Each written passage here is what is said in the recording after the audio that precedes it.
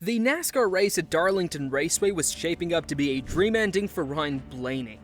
With only a few laps left, he was in the lead and looked ready to grab his first victory of the 2025 season. But just when it looked like he was going to take home the checkered flag, everything changed. Not because of a crash in the front of the field or a mistake from one of the leaders, but because of an incident involving cars that were not even racing for position. It all began with a caution that came very late in the race, a yellow flag that completely changed the outcome. Just a few laps from the end, Ryan Blaney passed Tyler Reddick for the lead, taking control of the race. But almost immediately after that moment, a crash happened behind him that had nothing to do with the battle for the win. Kyle Larson, who was over 160 laps behind the leaders, ended up spinning and hitting the inside wall. This brought out the caution that turned the entire race upside down. At the time of the caution, Denny Hamlin was in third place. But after pit stops and the overtime restart, he jumped into first place and won the race. Ryan Blaney, who had been just moments away from victory, fell back and finished in fifth place. So, what exactly happened to cause that yellow flag that broke Blaney's heart and gave Denny Hamlin the win? Onboard camera footage and race replays helped explain the strange chain of events. Right after Blaney passed Tyler Reddick for the lead, Reddick lost control and hit the outside wall on the exit of turn 2. That crash forced Larson, who had recently passed Bubba Wallace, to slow down very quickly. Larson had fresh tires and was not racing for position, but he had been moving fast and catching up to the front pack. When Reddick crashed into the wall, Larson noticed it and hit the brakes hard, slowing down to about 20 miles per hour. Right behind Larson was Bubba Wallace, who couldn't see around Larson's car. Because Larson's car blocked his view, Wallace did not have time to react. He ended up crashing into Larson, which sent Larson spinning and hitting the inside wall, and the crash between Wallace and Larson triggered the caution. The problem was that neither Larson nor Wallace was fighting for position at that time. Larson was over 160 laps down, and Wallace was 1 lap down. That made it especially frustrating for fans, teams, and especially for Ryan Blaney, because the caution changed the results of a race where the leaders had not made any errors.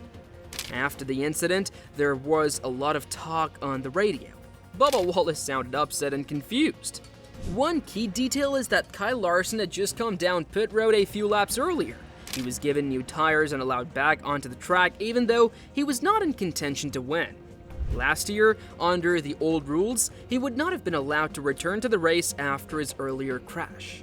But under the 2025 rule changes, NASCAR now allows teams to make more extensive repairs and return to the race, even if they are many laps down.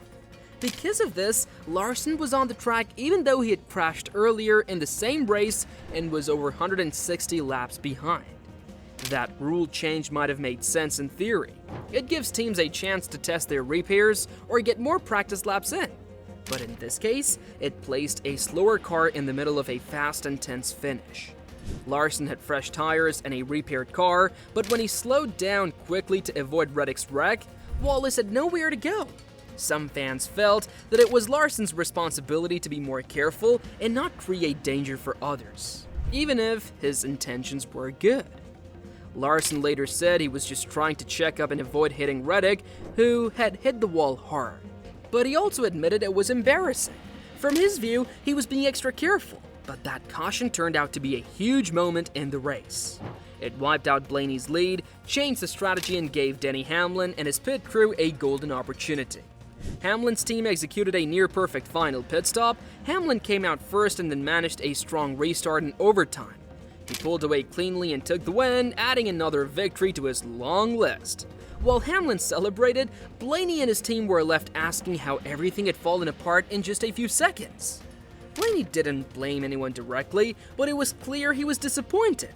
It was hours until it wasn't, he said. He knew he had done everything right, especially in those final laps. Passing Reddick had taken skill and bravery. Holding off the field during a late restart is always tough, but he never got the chance. The caution changed everything.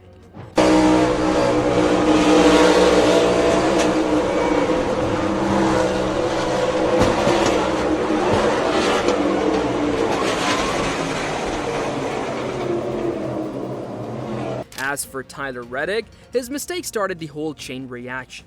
But Reddick's crash alone might not have triggered a caution if not for what happened next. Rake hit the wall ahead of Larson. Larson's spotter told him that Rake was starting to run high on the track, which usually means a crash is coming or has already happened.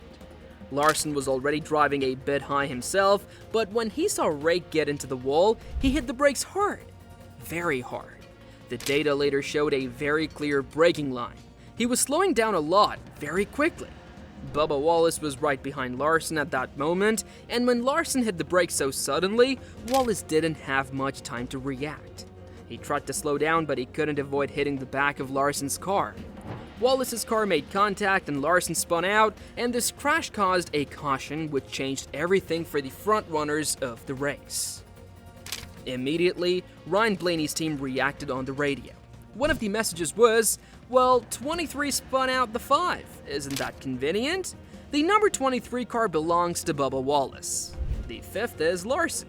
The meaning was clear. They were suggesting that Wallace might have spun out Larson on purpose, maybe even to help his teammate Denny Hamlin, who was battling Blaney for the win. But this is where the conspiracy theory started. Was this crash part of a plan? Did Bubba Wallace do it on purpose to help Hamlin, who drives for the same team? But almost everyone who looked at the data and the footage came to the same conclusion. It was just a racing incident. An unfortunate, unlucky, and frustrating moment, but not something done on purpose. Jeff Gluck said during the Teardown podcast that he didn't believe there was any conspiracy. He pointed out that Larson had clearly slowed down a lot, and Wallace just didn't have enough time to react. Auto Racing Analytics later posted data that supported this version. Even though the data used to be called SMT data, and it's not officially named that anymore, the evidence was clear. Larson slammed on the brakes, and Wallace ran into him simply because he didn't have enough time or space to stop. Still, the damage was done. The caution bunched up the field again. When the pit stops happened, it was Denny Hamlin's pit crew who made the difference. They got him off pit road first, and that's always critical in races like Darlington, where track position matters a lot. After that, Hamlin never looked back. He went on to win the race. In his post-race interview, Hamlin actually praised Kyle Larson. He thanked him for trying to stay out of the way and for not doing anything dangerous. That's not what you'd expect if Hamlin had been part of some plan. His words felt honest and respectful, which added more weight to the idea that this was all just a racing mistake. Ryan Blaney, though, was clearly frustrated. And who could blame him? He was in a position to win. His team had worked hard, he had raced smart, and now because of something completely out of his control, he lost a shot at victory. In a sport like NASCAR, where even one win can make or break a season, losing a race like that can feel devastating. Blaney has had a good season overall. He already had multiple top 5 finishes in 2024 and had led more than 200 laps this season going into Darlington. Now before you leave, just don't forget to give this video a like, smash that subscribe button, and also ring that notification bell while you're down there.